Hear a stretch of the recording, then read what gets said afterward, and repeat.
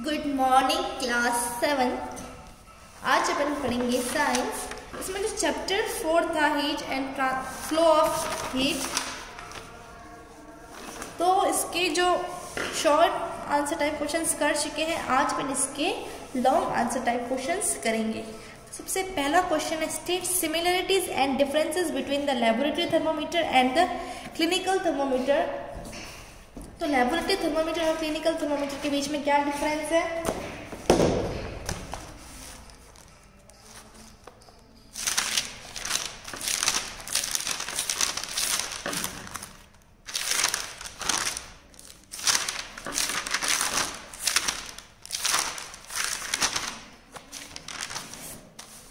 तो देखिए, सबसे पहले अपन सिमिलरिटीज की बात करते हैं। तो देखिए, दोनों थर्मोमीटर क्या है, टेम्परेचर मेजर करने के लिए काम में लिए जाते हैं और दोनों में क्या है, मरकरी यूज किया जाता है। तो ये थे दोनों के बीच में सिमिलरिटीज।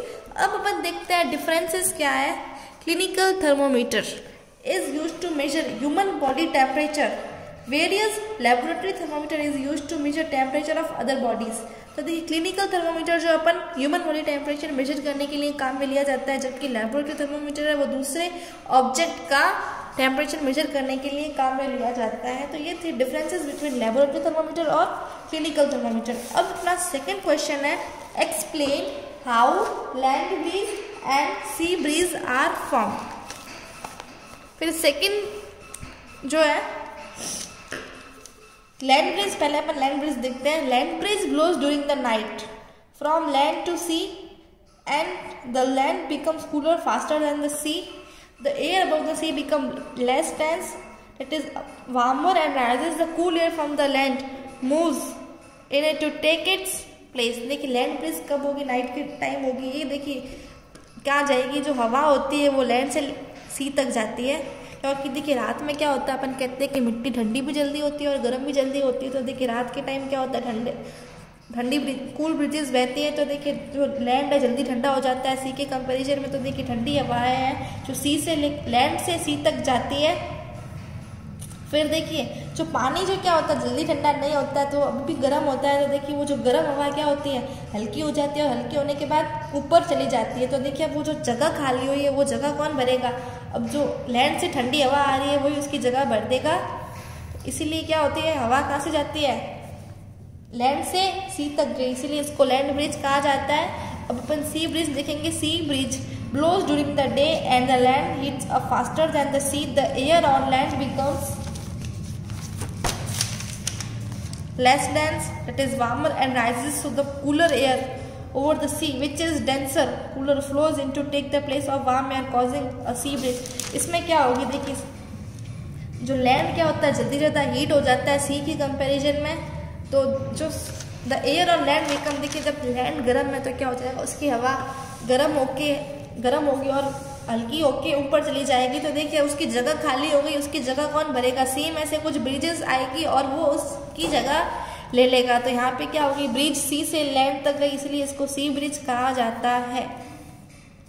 थर्ड है explain the process of radiation method of heat transfer. आपको रेडिएशन मेथड बताना है।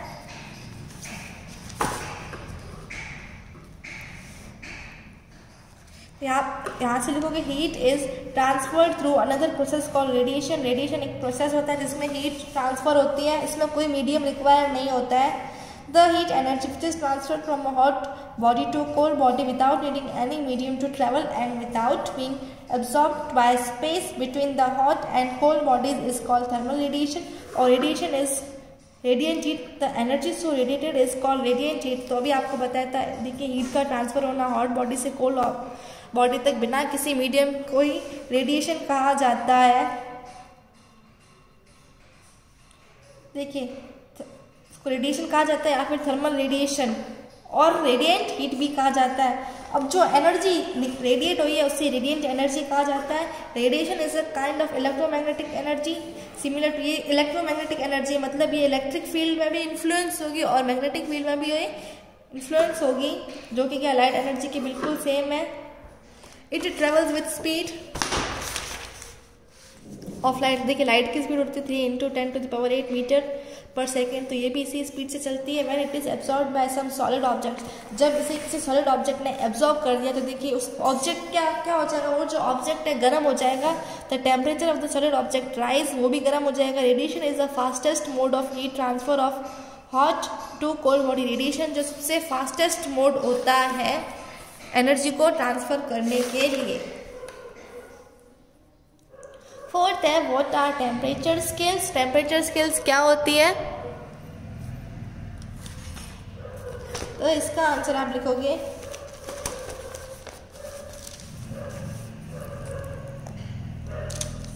There are 3 temperature scales we use today: Fahrenheit, Celsius and Kelvin. The Celsius and Fahrenheit scales are commonly used. Fahrenheit temperature is a scale based on 32 degree Fahrenheit for the freezing point of water and 212 degree Fahrenheit for the boiling point of water, the interval between the two being divided into 180 parts. While in Celsius scale the melting point of ice is 0 degree Celsius and boiling point of water is 100 degree Celsius, the distance between them is divided into 100 equal divisions. तो temperatures आपका तो जैसे thermometer होता है उसके अंदर बीच की वो स्केल्स होती है, उन्हें स्केल्स कहा जाता है। अपने पास 3 टाइप की स्केल्स होती है, फ़ारेनहाइट स्केल, सेल्सियस स्केल और केल्विन स्केल। लेकिन जो मोस्टली कॉमन अपन यूज़ फ़ारेनहाइट स्केल और सेल्सियस स्केल यूज़ करते हैं। देखिए फ़ारेनहाइट स्केल में अगर वाटर का आपको फ्रीजिंग पॉइंट देखना है तो वो 32 डिग्री फ़ारेनहाइट होता है और बॉइलिंग पॉइंट 212 डिग्री फ़ारेनहाइट होता है। और इन दोनों के बीच का डिफरेंस कितना हुआ, 180 डिग्री हुआ। जबकि अगर अपन सेल्सियस स्केल देखें तो इसमें आइस का मेल्टिंग पॉइंट 0 डिग्री सेल्सियस होता है और बॉइलिंग पॉइंट 100 डिग्री सेल्सियस होता है। तो दोनों के बीच का डिफरेंस कितना हुआ, 100 - 0, 100 ही हुआ। तो ये थी दोनों का डिविजन्स, तो इसे कहते हैं टेम्परेचर स्केल्स। अब क्वेश्चन नंबर 5 है आपका, describe the different modes of heat transmission among substances. तो हीट कैसे ट्रांसफर होती है किस मोड से सब्सटेंसेस के बीच में, तो आपको बताना है। इसका आंसर होगा when there are objects which are at different temperatures or there is an object at a different temperature from the surroundings, then the transfer of heat takes place so that the object and the surrounding both reach an equilibrium temperature. There are 3 modes of heat transfer: conduction, convection and radiation. फिर लिखोगे in conduction.